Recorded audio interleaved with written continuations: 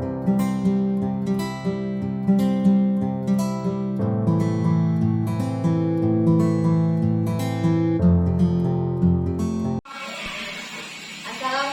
warahmatullahi wabarakatuh. Dan selamat pagi. Salam sejahtera buat kita semua. Sebelumnya saya minta maaf kepada Bapak Ibu Guru karena sudah mengambil waktu mengajar di kelas. Jadi saya minta maaf yang sebesar-besarnya. Dan yang kedua kalinya kita patut mengucapkan syukur kepada Tuhan karena kita masih diberikan kesehatan sehingga kita bisa hadir dalam kegiatan diseminasi CGP modul 1.4 budaya positif. Jadi saya langsung saja sebelum saya masuk pada inti materi saya ingin menyampaikan sedikit saja tentang gambaran dari materi-materi yang ada di budaya positif. Tadi sebelumnya sudah disampaikan oleh Ibu Siti Muslimat tentang salah satu topik budaya positif yaitu 5 kebutuhan dasar manusia. Di sini ada pertanyaan pemantik. Saya ingin bertanya kepada Bapak Ibu Guru. Di sini yang pertama, hukuman dapat mendisiplinkan anak. Kira-kira setuju atau tidak setuju? Setuju. Dan yang kedua, pemberian hukuman dengan hal positif seperti membaca atau membersihkan halaman sekolah dapat meningkatkan disiplin anak. Setuju. Dan yang ketiga, memberi penghargaan dapat meningkatkan motivasi belajar anak. Jadi ini hal-hal yang sudah terjadi pada kita ya. Jadi untuk budaya positif ini sebenarnya kita sudah lakukan di sekolah. Hanya kita belum pahami yang ini namanya apa, yang ini namanya apa. Jadi kemarin pada saat kita sudah menerima materi di pendidikan guru penggerak di modul 1. Jadi yang pertama itu adalah filosofi Ki Hajar Dewantara tentang bagaimana kita mengajar di kelas berpihak pada murid. Kemudian nilai dan peran guru penggerak. Kemudian visi guru penggerak, dan yang terakhir adalah budaya positif. Dari topik dalam budaya positif ini, yang pertama ada disiplin positif dan nilai-nilai kebajikan universal. Kemudian teori motivasi, hukuman, dan penghargaan dan restitusi. Kemudian ada keyakinan kelas. Kemudian kebutuhan dasar manusia dan dunia berkualitas. Kemudian yang kelima ada 5 posisi kontrol guru. Kemudian yang terakhir, ketiga restitusi. Nah, disiplin, apakah makna dari kata disiplin? Jadi, disiplin itu berasal dari bahasa Latin atau disiplina, yang artinya belajar. Jadi, makna asal dari kata ini berkonotasi dengan disiplin diri dari murid-murid Sokrates dan Plato. Disiplin diri membuat orang menggali potensinya menuju sebuah tujuan apa yang dia hargai. Namun dalam budaya kita, makna kata disiplin telah berubah menjadi sesuatu yang dilakukan seseorang pada orang lain untuk mendapatkan kepatuhan. Kecenderungan umum adalah menghubungkan kata disiplin dengan ketidaknyamanan, bukan dengan apa yang kita hargai atau pencapaian suatu tujuan kita. Jadi misalnya kita hanya ingin melakukan disiplin karena ada peraturan, seperti itu kan, bukan sesuatu yang kita yakini dalam hati bahwa kita harus melakukan disiplin itu dari dalam diri kita sendiri, tetapi hanya karena ada peraturan. Seperti itu yang biasa kita lakukan sebelumnya ya. Kemudian nilai-nilai kebajikan universal. Nilai-nilai kebajikan ini adalah sifat-sifat positif manusia yang merupakan tujuan mulia yang ingin dicapai setiap individu. Nah, setiap perilaku perbuatan memiliki suatu tujuan. Tentunya kita melakukan sesuatu pastinya punya tujuan ya. Kalau tidak ada tujuan untuk apa kita melakukannya.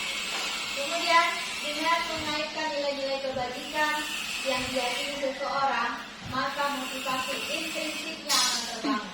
Motivasi di dalam dirinya. Jadi bukan dari motivasi yang dari luar. Kemudian nilai-nilai kebajikan yang ingin dicapai oleh setiap anak Indonesia kita kenal dengan profil pelajar kepada Tuhan yang Maha Esa, berakhlak mulia, mandiri, bernalar kritis, berkebinekaan global, bergotong royong, dan kreatif. Dan itu yang sudah kita terapkan pada kurikulum di sekolah kita. Kemudian ini ada teori motivasi, hukuman, dan penghargaan serta restitusi. Seperti apa itu perbedaannya? Jadi di sini ada teori motivasi perilaku manusia. Yang pertama ada motivasi eksternal, motivasi dari luar untuk menghindari ketidaknyamanan atau hukuman. Jadi seseorang itu hanya ingin datang, misalnya kita ingin datang ke sekolah hanya karena tidak mau dihukum, atau murid-murid kita datang ke sekolah hanya karena tidak mau dihukum saja. Setelah itu sudah dia hanya mau bermain. Itu motivasi dari luar. Kemudian untuk mendapatkan imbalan, oh saya rajin-rajin saja datang supaya saya dapat penghargaan, dapat hadiah dari bapak ibu guru, atau dapat penghargaan dari atasan kita. Biasanya seperti itu, no? Motivasi dari luar. Nah, sebenarnya yang kita inginkan adalah motivasi di dalam diri kita, atau motivasi internal untuk menghargai diri sendiri, tanggung jawabnya kita disiplin seperti apa. Jadi harus kita tanamkan dulu di dalam diri kita, harus seperti apa. Ini yang kita yakini. Dalam program kebajikan apresiasi, misalnya di kelas ya, sebagai guru, dalam memberikan apresiasi perlu diberikan beberapa hal. Beri pengakuan secara khusus. Biasanya anak-anak ada yang ingin kalau mengerjakan sesuatu, mengerjakan soal, ini salah kamu. Nah, itu sebenarnya sudah mengenai mereka ya. Jadi ada bahasa-bahasa yang harus kita ubah supaya lebih positif memberikan pengakuan kepada anak. Kemudian pengakuan secara pribadi. Nah, misalnya dia rajin atau apa kan bisa kita lakukan memuji seperti, kamu rajin sekali hari ini. Itu sudah termasuk pemberian apresiasi. Kemudian memberikan pengakuan kepada semua murid secara bergantian. Ini bisa kita lakukan. Nah, ini harus kita lakukan juga secara konsisten. Kemudian kita fokus pada proses. Biasanya dalam kelas kita hanya melihat jawabannya anak-anak benar, tapi kita tidak tahu prosesnya, padahal hanya menyontek. Kemudian yang satu, jawabannya di situ banyak yang salah, tetapi dia mengerjakannya secara sungguh-sungguh. Ya, meskipun itu jawabannya benar atau salah, tetapi dia sudah berusaha, dia tidak menyontek, tidak hanya menyalin temannya. Jadi kita juga harus fokus kepada prosesnya anak tersebut. Kita juga patut memberikan apresiasi. Jangan hanya nanti nilainya jelek kalau kita bilang kamu tidak belajar di sini ya. Jadi biasanya itu yang kita lakukan biasanya kepada anak-anak toh. Nah, kemudian contoh pengakuan apresiasi kebajikan. Misalnya kita membuka kalimat, kemarin saya perhatikan kamu begini. Nilai kebajikannya adalah kita mempunyai rasa empati yang besar. Kemudian situasinya pada saat menolong murid baru di kelas kita. Di kelas kan anak-anak kemarin ada yang siswa baru, ada rasa empati dari teman-teman di kelasnya. Kemudian saya menghargai, berarti nilai kebajikannya adalah kepedulian. Misalnya dalam situasinya adalah pada saat kamu membantu teman-teman di tugas kelompok misalnya. Kemudian yang contoh yang berikutnya, terima kasih, berarti dia sudah mempunyai rasa tanggung jawab, ya, mengucapkan terima kasih. Nah, ini ada tindakan guru. Ada 7 tindakan guru, kira-kira jawabannya di situ hukuman atau konsekuensi. Mencatat 100 kali di dalam buku kalimat, saya tidak akan terlambat lagi karena terlambat ke sekolah. Kira-kira itu hukuman atau konsekuensi? Hukuman. Lari mengelilingi lapangan basket 2 kali karena terlambat hadir di sekolah. Hukuman. Murid diminta untuk push up 15 kali karena tidak menggunakan masker ke sekolah.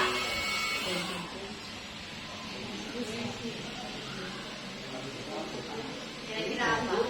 Hukuman.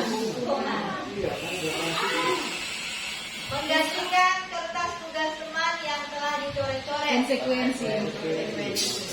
Membersihkan tumpahan air di meja tulis karena Konsekuensi. pada saat belajar, ya, konsekuensi.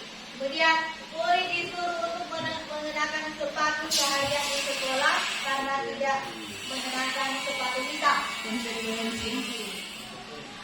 Ini sebenarnya sebal, sebal ya. Kemudian lari mengelilingi lapangan basket 2 kali karena terlambat 10 menit untuk pelajaran PJOK. Hukuman. Ya, kita lihat jawabannya. Ya, yang terakhir itu konsekuensi. Kenapa bisa konsekuensi? Iya, karena sejalan dengan Karena dia terlambat ibu, kan sudah ada di situ peraturan kan, bahwa dia sudah mengikuti peraturan tidak boleh terlambat. Jadi dia sudah tahu konsekuensinya. Jadi ini perbedaannya, perbedaan antara hukuman dan konsekuensi. Kalau hukuman itu adalah sesuatu yang menyakitkan. Biasanya kan ada yang tidak terima dengan itu, toh. Kemudian kalau konsekuensi berarti sesuatu yang harus terjadi. Kemudian membuat anak sakit, fisik maupun hati untuk jangka waktu yang lama. Kemudian pada hukum mereka masih punya dendam. Kalau anak-anak tidak punya peraturan begitu ya, tidak punya konsekuensi. Nah ini yang harus kita buat konsekuensi sama anak, supaya mereka bisa memahami juga apa yang menjadi kesalahannya. Sehingga apa yang kita lakukan kepada siswa itu bukan hukuman, tapi sudah menjadi konsekuensinya kamu karena kamu sudah melanggar dari peraturan atau keyakinan yang sudah kita lakukan. Jadi ini adalah perbedaannya. Kemudian apa itu restitusi? Jadi restitusi adalah proses menciptakan kondisi bagi murid untuk memperbaiki kesalahan mereka, sehingga mereka bisa kembali pada kelompok mereka dengan karakter yang lebih kuat. Restitusi juga merupakan proses kolaboratif yang mengajarkan murid untuk mencari solusi untuk masalah mereka. Jadi kita berikan semacam dialog dengan siswa, kemudian kita bisa memberikan solusi apa yang akan mereka perbaiki dan tidak akan diulangi kembali. Seperti itu. Ini identitas gagalnya kita di sini adalah memberikan hukuman. Kemudian untuk identitas suksesnya di sini itu konsekuensi dan restitusi. Ini ada beberapa teman-teman.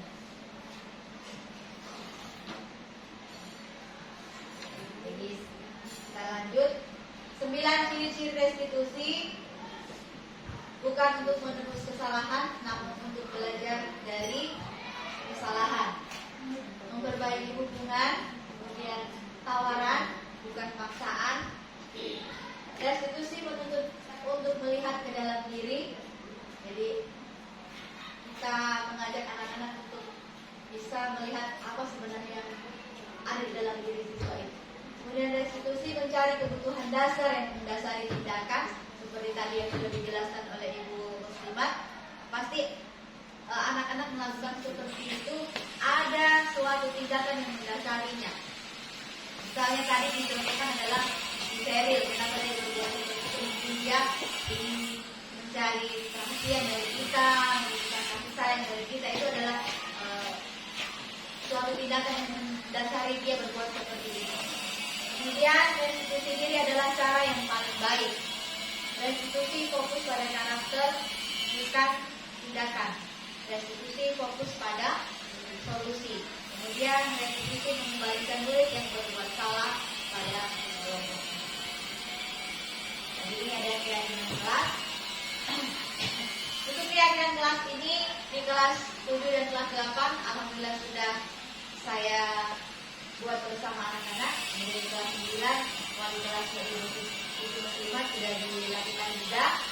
Jadi anak-anak dalam kelas itu sudah punya keyakinan kelas masing-masing. Jadi mengapa tidak peraturan saja? Mengapa harus keyakinan? Mengapa harus keyakinan kelas? Kalau peraturan, kadang anak-anak hanya mematuhi saja yang menjadi peraturannya itu. Tapi kalau keyakinan, kita bersama-sama merumuskan sesuatu kalimat positif yang tidak akan mereka langgar di kelas. Jadi bermusyawarah dengan anak-anak apa yang mereka mau, yang di dalam kelas itu yang diakini. Ketika mereka melanggar berarti mereka sudah tahu konsekuensinya seperti apa. Tetapi kalau hanya peraturan, mereka hanya tahu oh ini peraturan kelasnya saja tanpa melibatkan mereka. Jadi itu maksud dari keyakinan kelas. Jadi kita bersama-sama yang tadinya itu kalimat-kalimat yang negatif kita berubah menjadi suatu kalimat positif. Jadi keyakinan kelas juga bisa mendorong motivasi, ya, intuisi dari dalam diri siswa itu.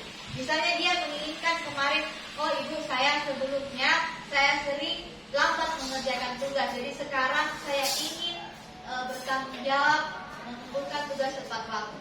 Jadi ketika dia membuat pelanggaran, kita bisa tanyakan lagi, kemarin kan kamu sudah setujui keyakinan kelasnya, kamu sudah sepakati bersama. Jadi kenapa harus dilanggar? Sudah tahu konsekuensinya toh? Seperti itu misalnya. Itu sudah ada motivasi dari dalam diri siswa, sehingga ketika kita memberikan konsekuensi mereka sudah paham. Oh iya bu, saya sudah salah. Begitu. Jadi hanya bukan dipaksa-paksa harus mengerjakan tugas. Seperti itu.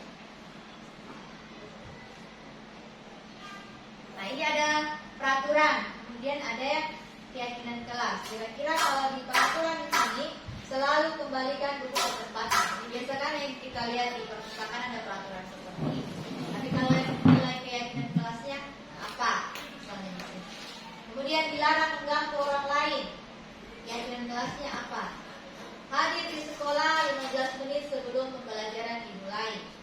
Ini kan peraturan-peraturan semua. Dilarang melakukan kekerasan. Dilarang menggunakan narkoba. Bergantian atau menunggu giliran. Gunakan masker, jangan berlari di kelas atau koridor. Ini kan peraturan semua. Di sini masih menggunakan kata-kata negatif dilarang. Nah, untuk keyakinan kelasnya seperti apa? Jadi ini. Selalu kembalikan buku ke tempatnya. Berarti harus bertanggung jawab. Keyakinan kelasnya tanggung jawab. Jadi dibuat kalimat-kalimat positif yang lebih simpel. Seperti itu keyakinan kelas. Kemudian dilarang mengganggu orang lain, berarti menghormati orang lain. Jadi kata dilarang tadi, yang kata negatif kita ubah menjadi kata lebih positif lagi. Kemudian hadir di sekolah 15 menit sebelum pembelajaran dimulai, berarti dia menghormati orang lain atau dia berkomitmen. Itu keyakinan kelasnya. Dilarang melakukan kekerasan. Keyakinan kelasnya berarti keselamatan. Ya otomatis kalau kita melakukan kekerasan orang lain, ya, kemudian menghormati orang lain. Dilarang menggunakan narkoba, tentunya itu untuk kesehatan kita. Bergantian atau menunggu giliran, menghormati orang lain dan bersabar, melatih kesabaran. Gunakan masker, tentunya untuk kesehatan dan juga keselamatan. Jangan berlari di kelas atau koridor, berarti keselamatan dan keamanan. Jadi peraturan itu masih ada kalimat-kalimat negatifnya. Kalau di dalam keyakinan kelas, dari kalimat negatif tadi kita rubah menjadi sebuah kalimat positif. Nah, saya lanjut pada 5 positif kontrol. Tapi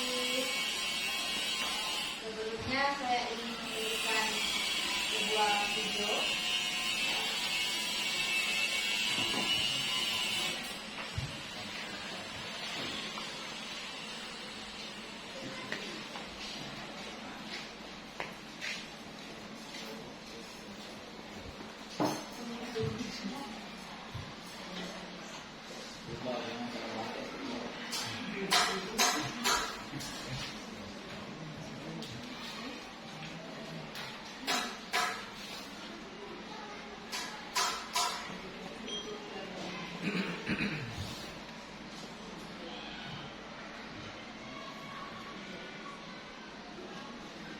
Ya, mari Bapak Ibu kita lihat di sini ada contoh 5 positif kontrol.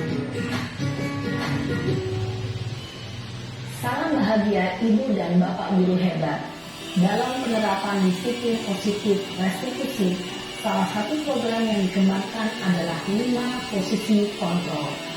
5 posisi kontrol dalam restitusi adalah proses perjalanan seorang pendidik agar dapat mengenali dirinya. Pada video kali ini, kita akan membahas tentang 5 posisi kontrol yang dikembangkan oleh Diane Dawson dan contoh penerapannya.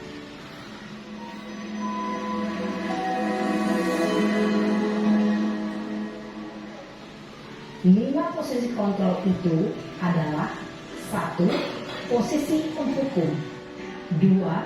Posisi pembuat merasa bersalah. 3. Posisi teman. 4.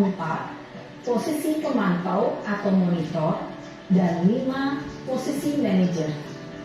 Untuk lebih memahami kelima posisi tersebut, mari kita saksikan kasus Naren yang terlambat hadir 20 menit di sekolah dan melihat bagaimana kelima posisi kontrol dalam menghadapi masalah tersebut.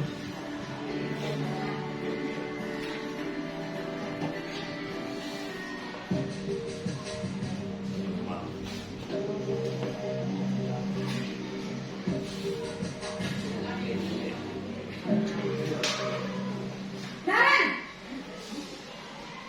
Sini kamu! Selamat pagi, Bu. Selalu terlambat. Kamu deh, pasti terlambat. Maaf, Bu. Saya Apa? Apa coba? Alasan kamu apa lagi? Kapan sih kamu tidak terlambat? Malas sekali ya kamu jadi anak. saya Dasar pemalas. Gak kapok-kapok sih kamu. Sudah berapa kali terlambat? Sana, kamu keliling lapangan basket 2 kali. kenapa saya harus ke lapangan basket, Bu? Kenapa? Kamu melawan ibu. Berani-beraninya jawab. Sudah terlambat, masih berani jawab pula. Sekarang, keliling lapangan basket 5 kali sekalian. Biar kapok. Cepat. Pergi sana ke lapangan basket. Posisi penghukum biasanya berbicara dengan nada tinggi, menghardik, menunjuk-nunjuk, menyakiti, dan menyindir. Hukuman bisa berupa fisik maupun psikis. Ibu dan bapak guru hebat. Dampak yang terjadi pada murid ketika guru berada pada posisi penghukum adalah murid cenderung akan memberontak, bahkan menyimpan dendam.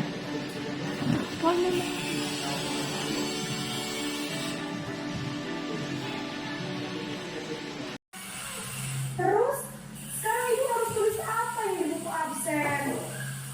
Ini kamu sudah sering terlambat loh. Ibu harus apa coba? Maaf, Bu. Maaf sekali. Ya sudah, lain kali jangan bikin ibu susah lagi anak ya. Ibu tidak akan kuat lagi kalau kamu begini terus. Bisa jantungan kalau ibu ditegur bapak kepala sekolah. Sana cepat kelas. Maaf ya, Bu. Maaf sekali. Posisi pembuat rasa bersalah berbicara dengan nada tenang, cenderung lembut. Namun kata-kata yang diutarakan membuat murid merasa menjadi orang yang gagal, memandang buruk dirinya sendiri, merasa tidak berharga, dan tidak sanggup membahagiakan orang lain. Ketika guru mengambil posisi pembuat rasa bersalah, murid akan menganggap dirinya yang bersalah dan ia akan menyimpan emosi negatif tersebut di dalam dirinya.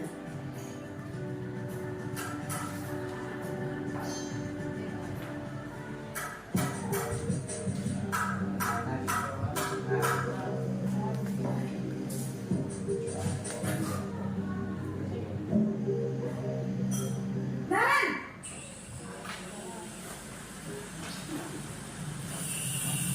Selamat pagi, Bu. Wah, sudah jam berapa ini nak? Selamat lagi ya sayang. Iya, Bu. Habis ibu saya lupa bangunkan saya, Bu. Kamu malah menyalahkan ibu kamu. Kamu bukannya anak yang larinya paling kencang. Kok terlambat sih? Iya, Bu. Saya kan mau bangun tadi. Jadi biarpun saya lari kencang, tetap gak kekejar Bu. Ya sudah sana, nanti lain kali larinya lebih kenceng lagi ya, biar gak terlambat lagi. Bikin seneng ibu demi ibu, bisa kan? Bisa lah Bu. Ya sudah sana masuk kelas, ibu beresin urusan absen kamu. Kamu ini ada-ada saja.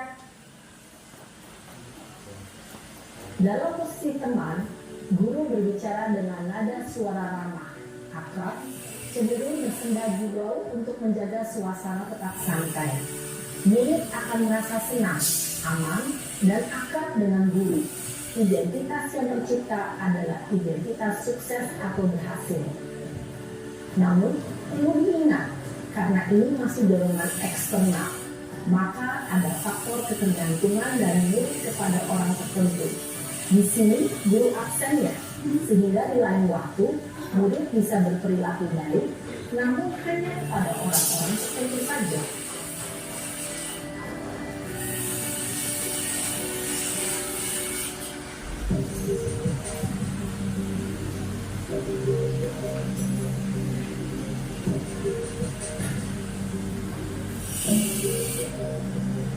Nan!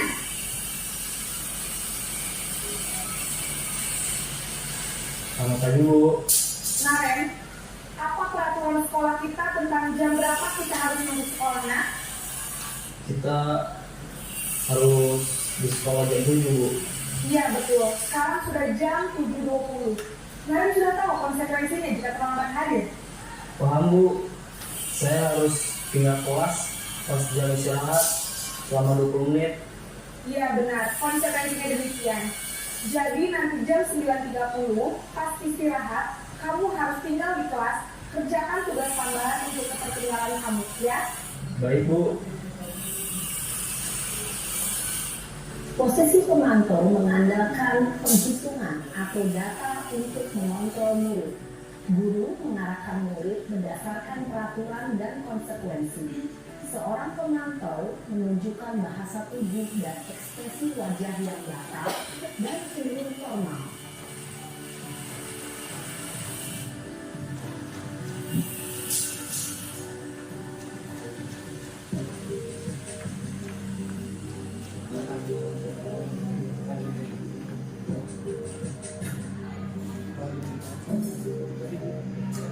Naren!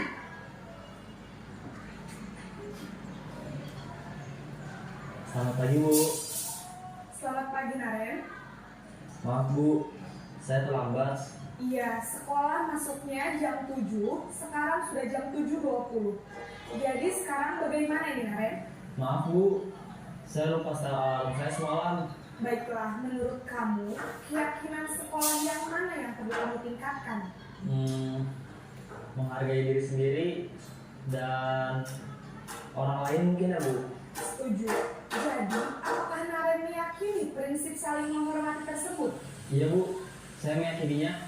Apakah Naren bersedia memperbaiki masalah keterlambatan ini? Bersedia Bu. Bagaimana kamu akan memperbaiki masalah keterlambatan ini? Saya akan coba untuk tidak lupa menyetel alarm saya Bu. Baik, kalau Naren lupa menyetel alarm di rumah, ada orang yang kira-kira bisa bantu mengingatkan tidak? Ada Bu, kakak saya, Kak Emma. Ada lagi selain Kak Emma?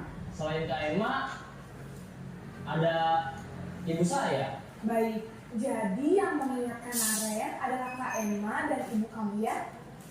Kira-kira akan mulai setel alarm kapan nih, Naren? Setelah pulang sekolah, akan segera saya lakukan.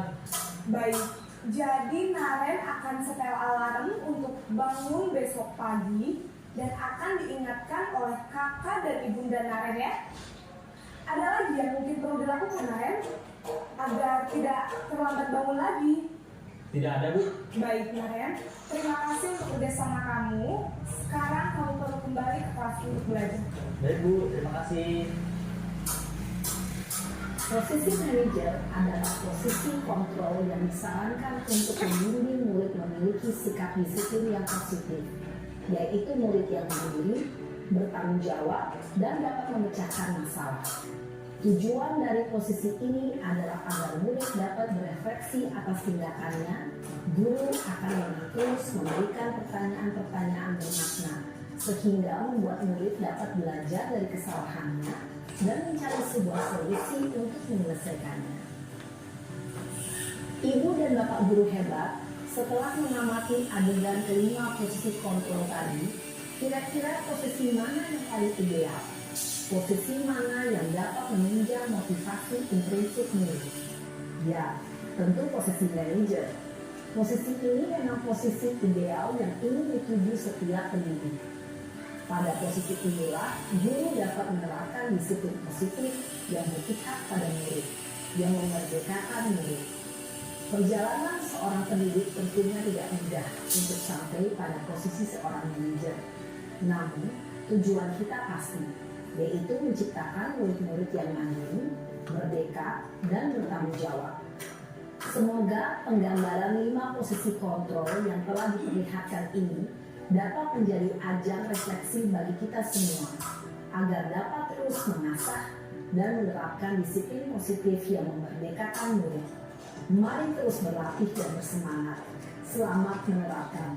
Salam dan bahagia, Ibu dan Bapak guru hebat.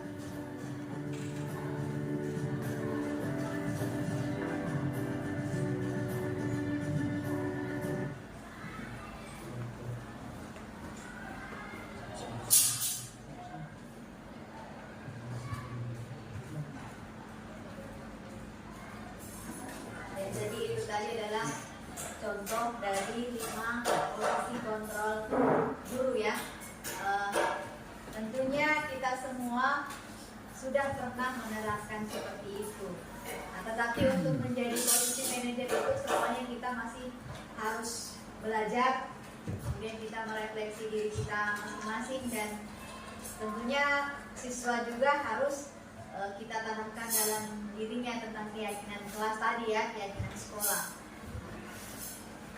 Selama ini mungkin kita masih pada posisi penghukum, kemudian posisi-posisi yang lain. Jadi saya pribadi juga masih belajar ya, kita semuanya masih belajar. Dan Bapak Ibu guru juga yang lain yang lebih senior dari saya tentunya sudah banyak mengalami beberapa masalah tentunya.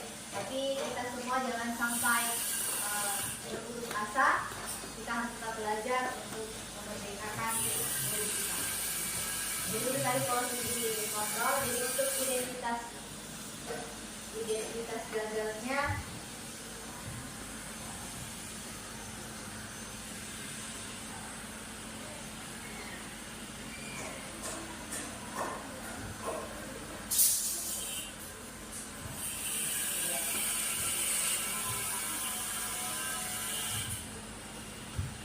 jadi identitas gagal itu adalah posisi kita pada penghukum dan pembuat rasa bersalah. Kemudian untuk yang identitas berhasil atau sukses, ini pada posisi teman atau pemantau masih ada kontrol dari luar, belum ada kontrol dari dalam diri siswa. Sehingga yang paling ideal sekali yang paling kita inginkan adalah pada posisi kontrol sebagai manajer. Tapi ini memang sangat berat untuk kita, semuanya masih belajar untuk bisa pada posisi tersebut. Tapi kita pelan-pelan bisa berubah itu. Kemudian ini ada juga kata-katanya tadi seperti dalam video tadi yang sudah ditunjukkan, bagaimana kita berperilaku, bagaimana mimik kita pada saat bersama kepada siswa. Nah, ini ada pernyataan. Saya kecewa sekali dengan kamu. Berarti ini sudah membuat atau merasa bersalah ya, membuat merasa bersalah kepada anak tersebut. Kamu tidak pernah benar melakukannya. Kita sudah menjudge atau menghukum bahwa dia tidak pernah benar, selalu salah. Jadi kita di situ sebagai penghukum. Ayolah lakukan demi ibu atau bapak. Jadi kita sudah posisi sebagai teman. Kita ingin mengajar siswa itu supaya mereka juga ada motivasinya sebagai dianggap sebagai teman oleh guru. Kemudian apakah kamu mendapatkan cita-cita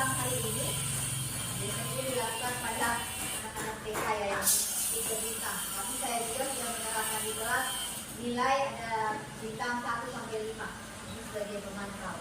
Kemudian bagaimana kamu bisa menyelesaikan masalah ini? Kita bertanya dulu kepada anak tersebut ya.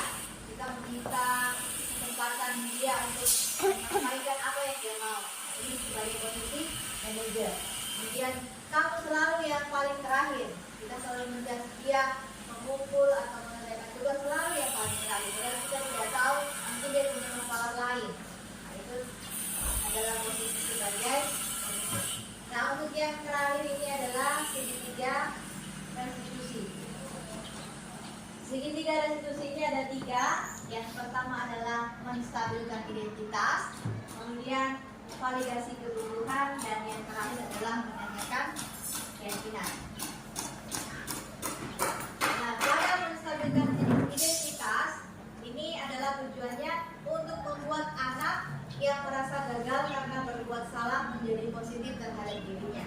Di sini ada contohnya, misalnya guru berkata berbuat salah itu adalah hal yang manusiawi. Tidak ada manusia yang sempurna.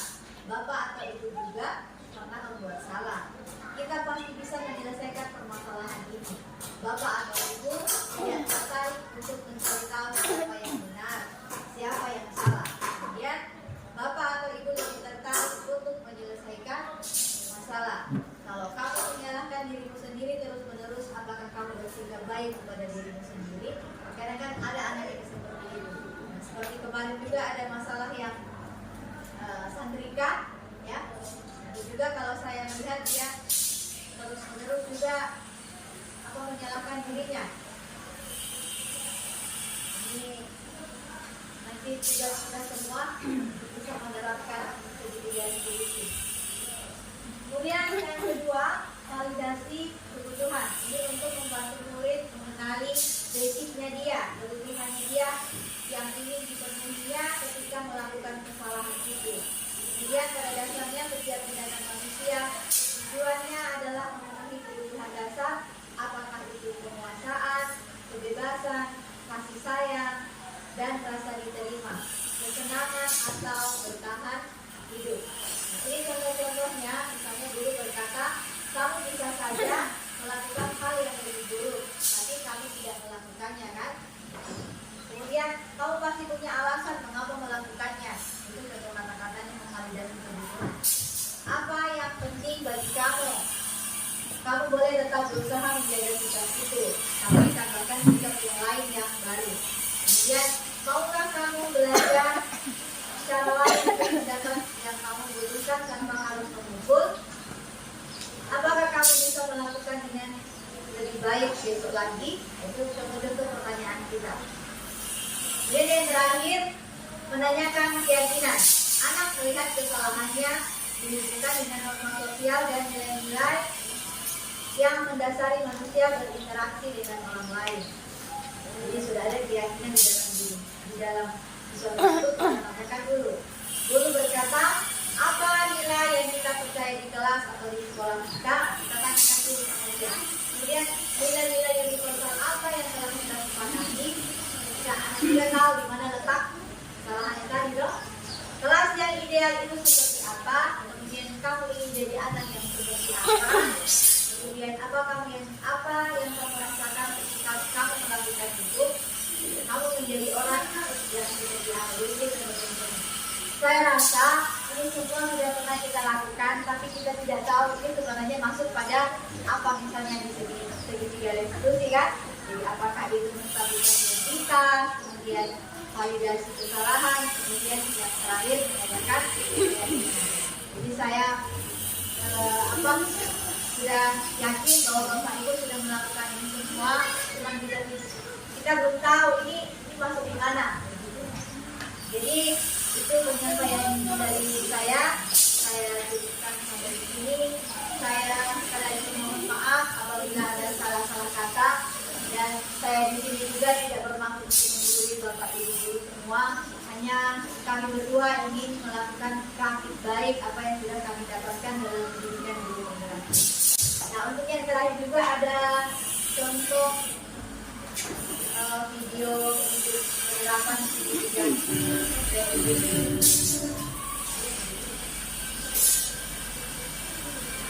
Ini ada contoh penerapan segitiga restitusi.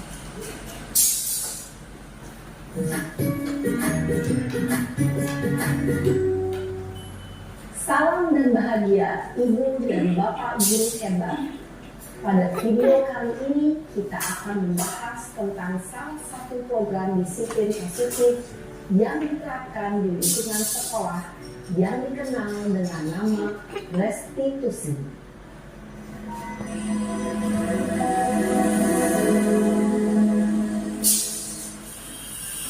Restitusi dikembangkan oleh pakar pendidikan Diane Dawson berlandaskan pada teori kontrol Dr. William Glasser.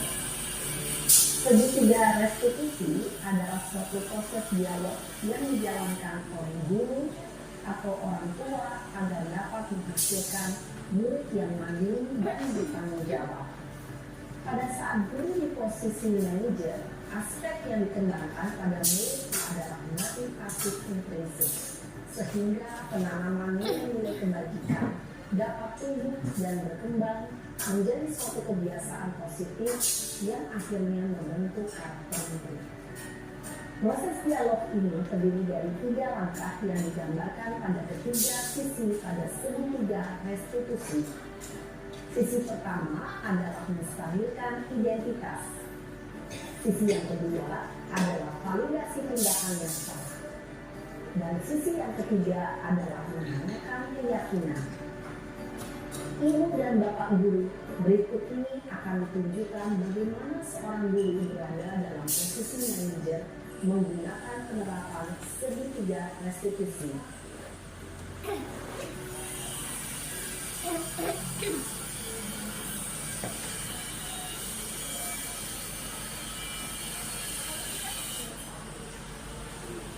Iya, Sarah. Ya Pak. Sudah lama nggak ketemu Sarah. Kenapa hari ini ada di sini? Kesel Pak, kesel banget. Masa aku dikatain tukang fitnah Pak? Ya aku marah lah. Aku dari katain Eka di depan kelas. Kesel banget. Oh, begitu. Ya pasti kamu marah dan kesal. Bapak juga akan marah apabila ada yang mengganggu Bapak seperti itu. Kemudian pada saat itu kamu mau melakukan apa? Ya saya harus ngatain Eka lah Pak. Kesel banget. Saya bentak-bentak dia depan teman-teman lain. Oh, begitu. Pasti kamu melakukan seperti itu karena suatu alasan tertentu, kan? Iyalah, itu saya diam saja Pak. Ya saya bela diri lah. Aku saya disuruh tukang fitnah. Ya wajar lah. Mempertahankan harga diri itu sesuatu yang penting buat kamu. Untung kamu tidak bertindak lebih gegabah lagi. Hanya membentak-bentak. Iya Pak. Untung saya masih bersabar dan hanya membentak saja. Sudah gemes padahal. Saya pasti bela diri lah. Ya pasti ya. Tapi kamu memilih untuk tetap bertahan dan bersabar. Kamu memilih untuk tidak berbuat lebih parah lagi, kan? Iya. Nah, sekarang coba kita lihat lagi tindakan kamu yang bentak-bentak Eka di kelas. Tindakan kamu itu kira-kira sesuai dengan keyakinan kelas atau prinsip kamu tidak? Enggak lah Pak. Capek Pak jadi marah. Jadi keyakinan atau prinsip mana yang kurang sesuai dengan keinginan kamu? Ya, saya sebenarnya sangat menghargai orang lain. Mungkin saat itu saya menjadi emosi. Jadi tidak menentukan sikap itu. Kamu meyakini tidak? Menghargai orang lain itu penting buat kamu. Yakin lah Pak. Iya, setuju. Kita harus saling menghargai. Namun ada juga keyakinan yang kita sepakati yang perlu kita jalankan apabila kita sedang marah, kan? Ya, saya bisa lebih proaktif. Mulai dengan diri sendiri. Saya bisa jadi lebih sabar, mengambil waktu juga untuk berpikir mau apa selanjutnya. Kira-kira kamu bersedia memperbaiki masalah ini tidak? Bersedia Pak. Kalau kamu memperbaiki masalah ini, kamu akan menjadi orang seperti apa? Saya akan menjadi orang yang bertanggung jawab kali ya Pak. Dan senantiasa proaktif. Iya, menurut kamu bagaimana rasanya menjadi orang seperti itu? Ya nyaman lah. Bangga bisa bersabar dan menahan diri. Baiklah kalau begitu. Yuk kita pikirkan bagaimana memperbaiki masalah ini.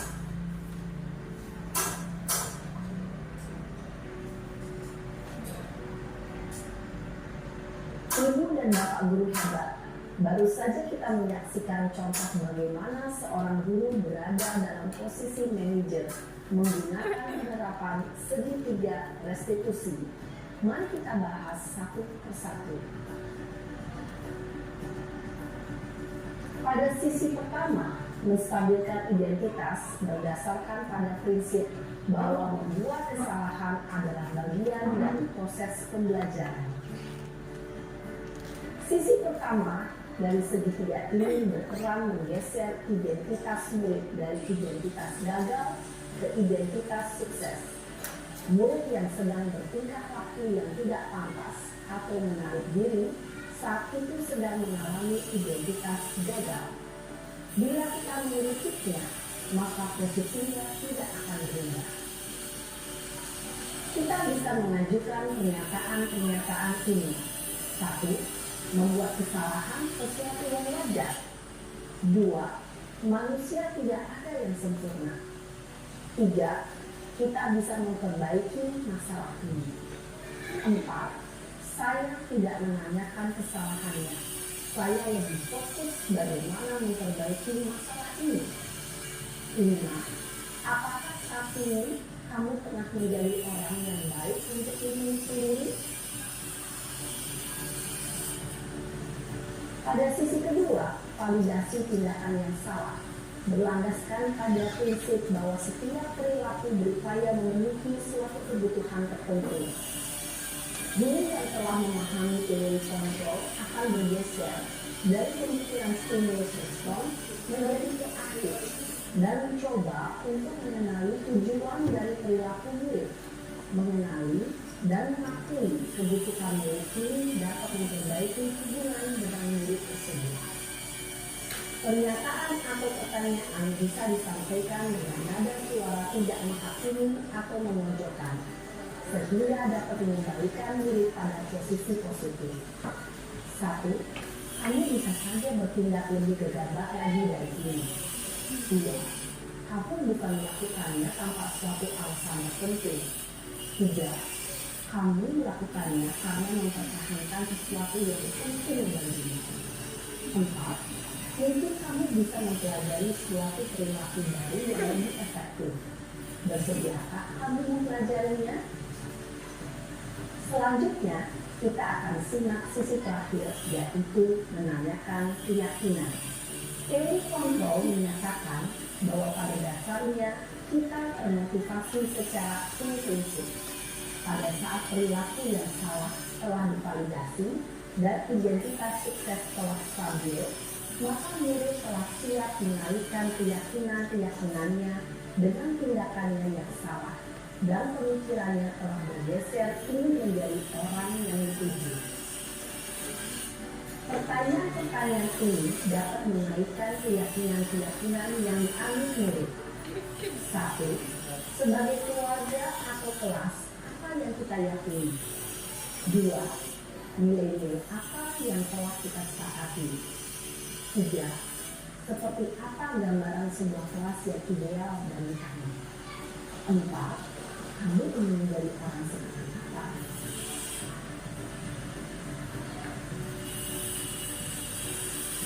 Dalam menerapkan segitiga restitusi, perlu diperhatikan beberapa hal, yaitu 1. Perilaku yang salah perlu dikaitkan dengan nilai-nilai atau keyakinan-keyakinan yang telah disepakati atau dituju. 2. Kesediaan orang yang melakukan kesalahan untuk memperbaiki masalah. 3. Pemecahan masalah sebisa mungkin relevan atau memiliki hubungan dengan masalah yang ada. 4. Usaha. Perlu adanya suatu usaha perbaikan dari pihak yang berbuat kesalahan. 5. Waktu. Perlu didedikasikan waktu dari pihak yang berbuat kesalahan. Tanyakan kapan akan mulai diberlakukan usaha untuk memperbaiki masalah. Dengan memahami struktur penerapan segitiga restitusi, diharapkan guru dapat menerapkan posisinya sebagai manajer dengan mengajukan pertanyaan-pertanyaan bermakna yang dapat membuat murid menjadi lebih percaya diri, bertanggung jawab, dan mandiri. Nah, Ibu Bapak Guru perlu tidak mengikuti ketiga tahapan dalam segi tiga restitusi bergantung pada ringan beratnya suatu permasalahan. Misalnya, bila permasalahan tersebut ringan, maka tidak perlu dijalankan secara berurutan. Bahkan bisa semudah menanyakan apa keyakinan yang kita sepakati.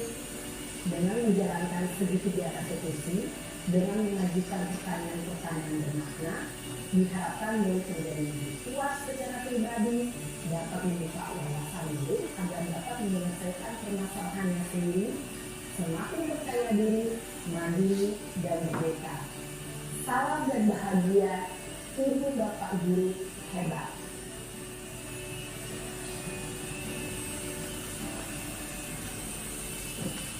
Ya, itu tadi adalah sedikit gambaran penerapan segitiga restitusi.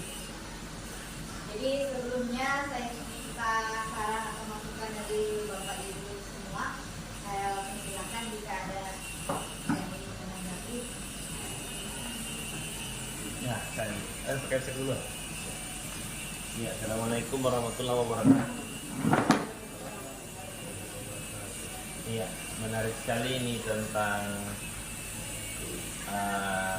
penerapan budaya positif ini. Memang kalau dipikir-pikir, kalau diterapkan memang akan memudai. Karena yang dibangun adalah keyakinan, bukan paksaan. Ya, tapi saya melihat kalau budaya positif tidak dilakukan secara apa ya, kalau bahasanya masif, secara bersama, dia akan gagal. Saya pernah beberapa tahun lalu, misalnya budaya kalau bel itu anak-anak itu ke tempat apel itu secepat kilat. Saya terapkan, tapi ternyata hanya berlaku di hari Jumat. Dan itu berarti bukan karena keyakinan, tapi hanya karena mungkin dorongan guru atau aturan. Jadi saya inginkan penerapan kita ini harus sejalan, seiring sejalan antara satu dengan yang lain. Mungkin Pak Keptek sebagai saran di awal-awal semester kita tetapkan mana budaya-budaya positif yang ingin kita seiring sejalankan dan kita terapkan, kita letakkan di awal semester. Dan itu bisa ya. Ada sekolah yang saya sempat mengajar di Makassar, anak-anak itu tidak dikomando. Misalnya peletakan sandal saja pada saat orang masuk di musola, tidak dikomando lagi, sudah berjalan, sudah diatur sama dengan di. Padahal hanya dibiasakan buat 3 hari di awal semester. Tapi semua guru memantau di awal-awal. Memang awal-awal kita kerja keras.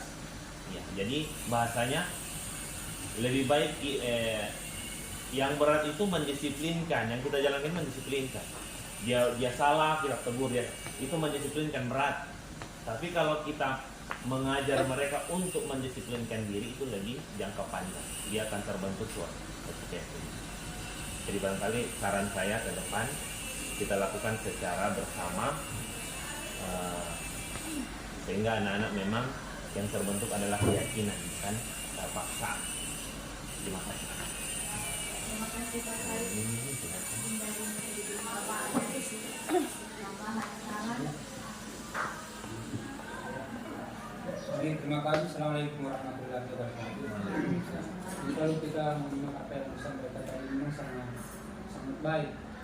Jadi mungkin sama dengan yang saya tambahkan yang Pak Said sampaikan tentang keyakinan kita bagaimana membuat hal itu menjadi budaya untuk kita semua. Nah, jadi mungkin dari kesempatan ini mungkin seperti apa yang disampaikan Pak Said, saya selaku penelitian ini mungkin di semester depan soal Januari mungkin kita mencoba untuk hal itu, walaupun sekarang juga tidak ada salahnya kalau kita mau mencoba, tapi mungkin ada beberapa termasuk saya juga mungkin dalam hal penguasaan seperti ini. Nah tentunya mungkin dengan kesempatan ini nanti kita bisa bertukar informasi, apalagi Bapak Ibu yang punya sedikit informasi tentang ini mungkin bisa membuatkan teman-teman. Dan pada satu waktu mungkin ke depan semester depan Januari mungkin kita bisa duduk bersama untuk melakukan sebuah komitmen sehingga apa yang kita lakukan ini bisa terdampak bagi kita. Jadi saja saya sudah merupakan pengalaman, sudah merupakan bertangkap sebagai saran saya. Terima kasih. Assalamualaikum warahmatullahi wabarakatuh. Waalaikumsalam warahmatullahi Ya, terima kasih atas saran dari Pak Karim dan kepala sekolah. Tentunya dari pemaparan tadi kita semua menginginkan budaya positif ini terjadi pada sekolah kita. Dan sebelum itu kita lakukan kepada murid-murid kita, tentunya sebagai pendidik juga kita harus merubah apa yang ada pada diri kita. Yang tadinya kita belum bisa berbuat itu hanya karena motivasi dari luar, nah kita harus refleksi diri kita supaya ada motivasi dalam diri kita. Kita menghargai bahwa tugas dan tanggung jawab kita sebagai pendidik itu adalah sangat mulia. Itu dulu yang harus kita tanamkan dalam diri kita. Sebelum kita memberikan sesuatu yang mulia juga kepada anak didik kita, tentunya kita juga harus bisa menerapkan dalam diri kita ya. Kita kembali refleksi lah. Sebelumnya saya sudah berbuat apa. Jadi tadi juga saran dari Pak Sarip, harus semua kita satu atau kompak ya. Kalau satu berbuat, harus semuanya kita juga begitu. Jangan yang satunya sudah ini satu ogah-ogahan, nantinya tidak akan terlaksana dengan baik nantinya. Murid hanya mau mendengar si Bapak Sarip, nanti tidak mau mendengar apa yang dilakukan, apa yang dikatakan Pak Dion. Mungkin seperti itu yang dimaksud Pak Sarip. Jadi kita semua harus satu tujuan, harus kompak semuanya.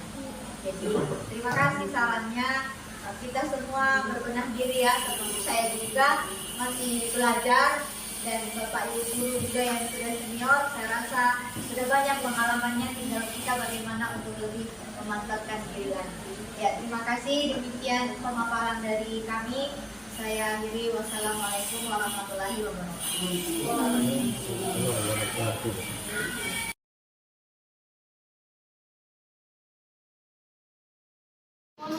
Assalamualaikum warahmatullahi wabarakatuh. Waalaikumsalam warahmatullahi wabarakatuh. Bagaimana kabarnya hari ini? Alhamdulillah baik, Bu. Sehat semua? Sehat. Semangat semua ke sekolah?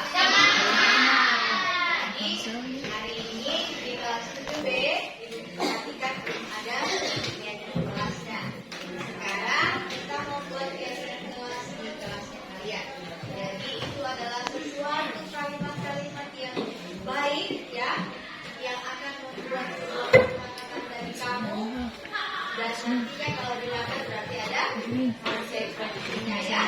Jadi harus saling semuanya mengingatkan. Jadi sekarang Ibu mengingatkan masing-masing tuliskan apa yang kamu inginkan. Foto. Misalnya dalam diri kamu apa ya.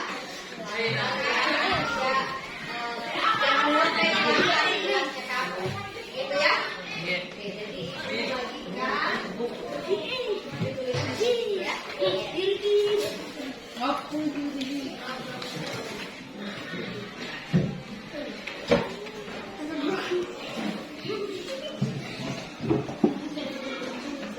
Satu orang harus nanti setelah ditulis kan, sudah ditulis apa yang kamu mau kan? Misalnya ini kasih contoh. Foto. Jangan buang sampah sembarangan.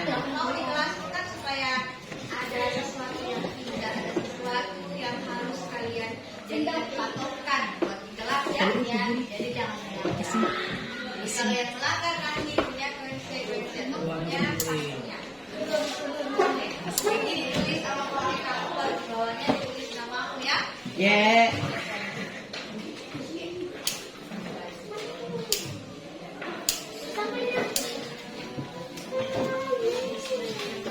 Silakan yang sudah dapat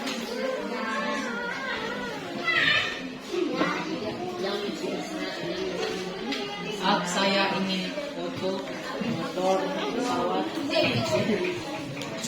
Bisa jadi seperti di sini. apa yang kamu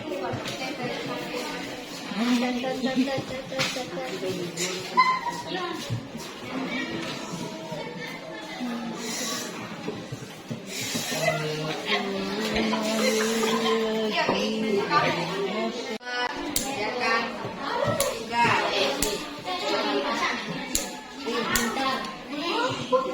Saya ganteng.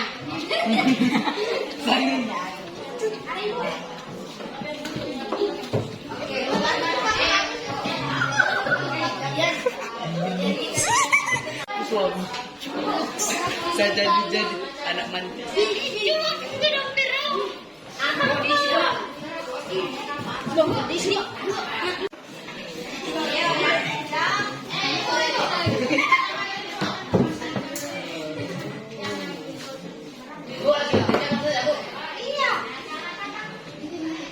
Kemauan. Apa ya? Saya ingin foto. Halo guys.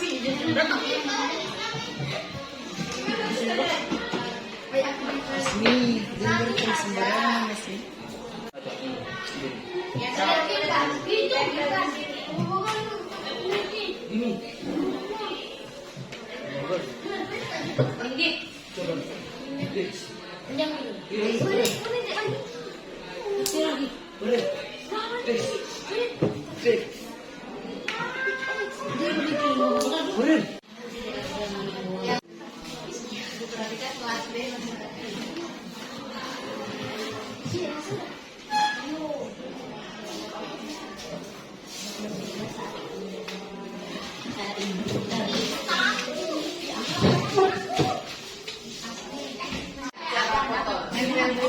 Ini Bu. Ikut nama. Di bawah. Itu cara motor kalau tidak salah. Nama di bawah. Ya, nama di bawah. Nama panggilan Ibu. Ibu. Lupa aja.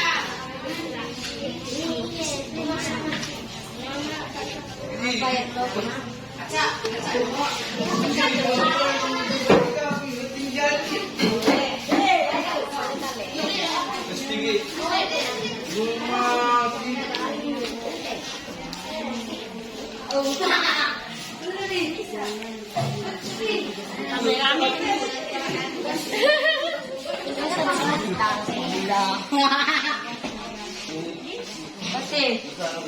Kameramen ini asik kalau kameramen. Lebih samping satu kameramen.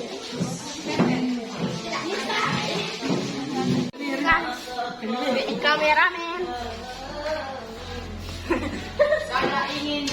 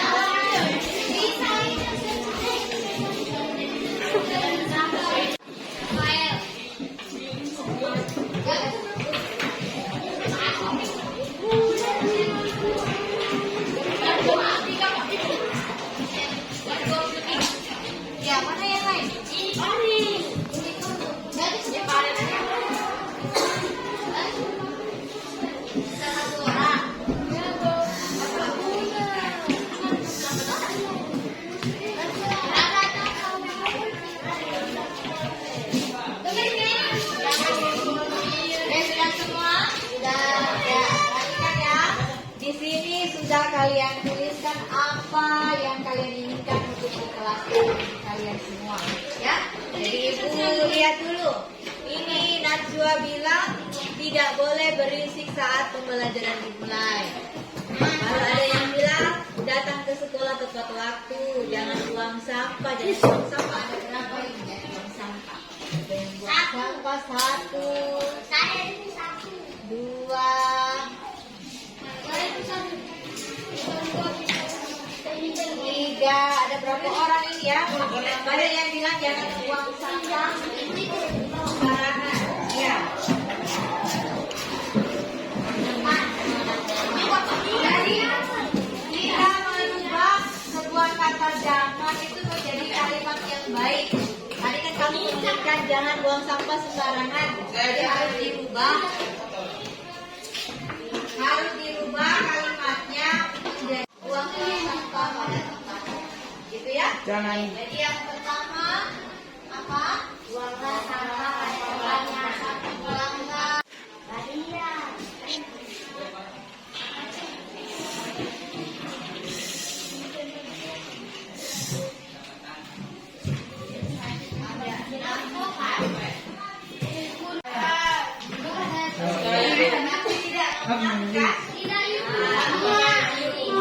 Tidak.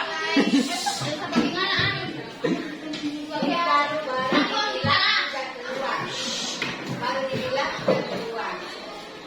Ya, Ya. jangan bicara foto. Kira-kira.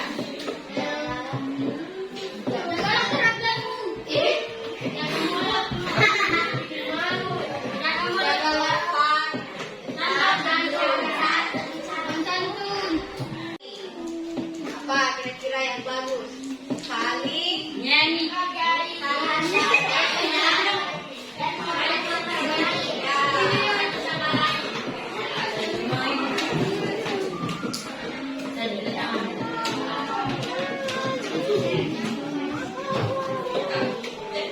Oke, jadi. Saling menghargai gitu ya. Baru aku ini belajar supaya bisa jadi guru. Kau imun. Apalagi jangan datang terlambat. Berarti apa? Datang pada tepat waktu. Ya, Harus datang. ingat tepat waktu. Yang masih sering-sering terlambat kalau sudah ber, hanya memang.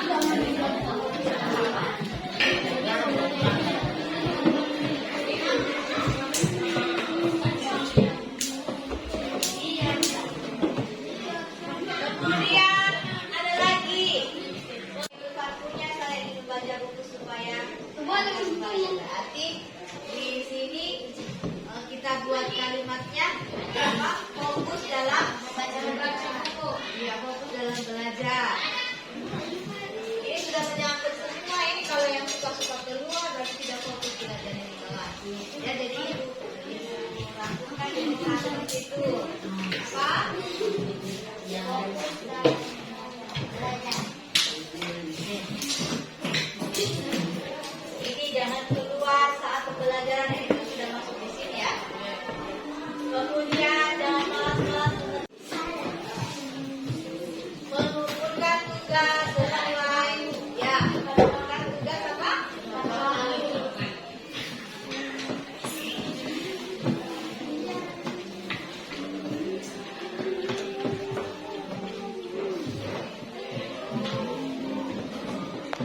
Ini ada yang bilang tidak boleh ribut. Ini sudah masuk pada saling menghormati dan menghargai ya. Amin. Dan kayaknya sudah semua ini sudah dirangkum jadi satu ya. Jadi dari keinginan kalian sudah kamu tulis, kemudian kita mengambil sebuah kesimpulannya, kita rubah menjadi tadi yang masih ada kata jangan, masih ada kata tidak boleh. Jadi harus dirubah menjadi kalimat-kalimat yang baik ya.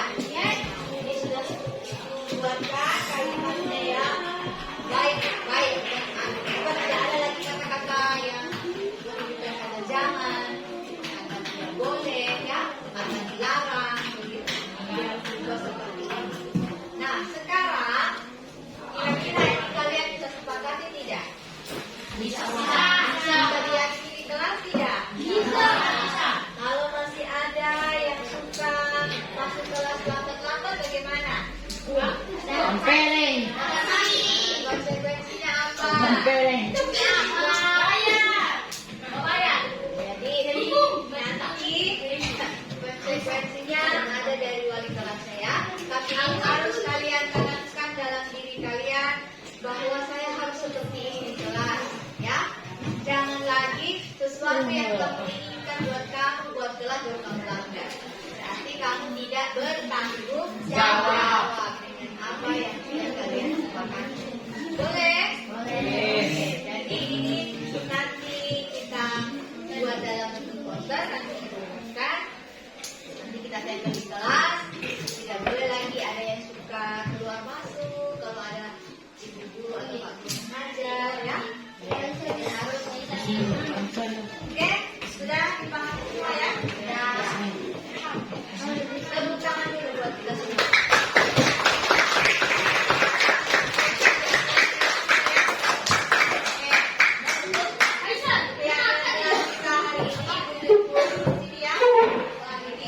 Wassalamualaikum warahmatullahi wabarakatuh.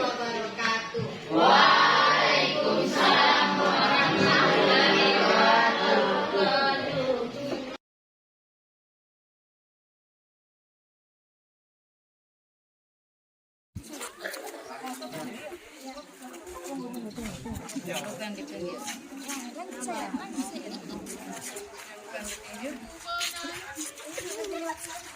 Berikan semangat pada pemirsa. Semangat ya.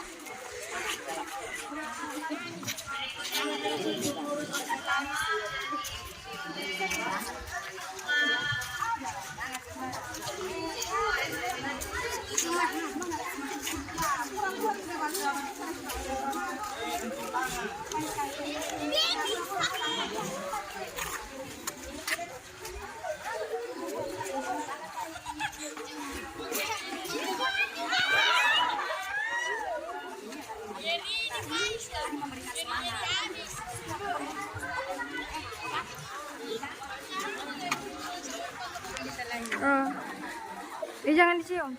Jangan dicium. Jangan dicium. Gak usah dicium.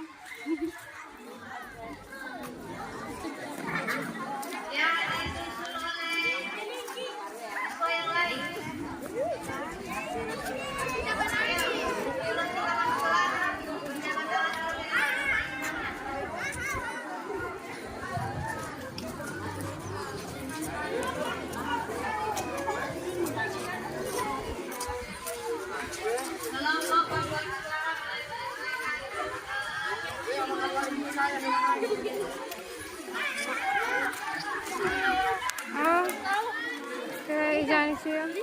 Jangan dicium. Jangan dicium.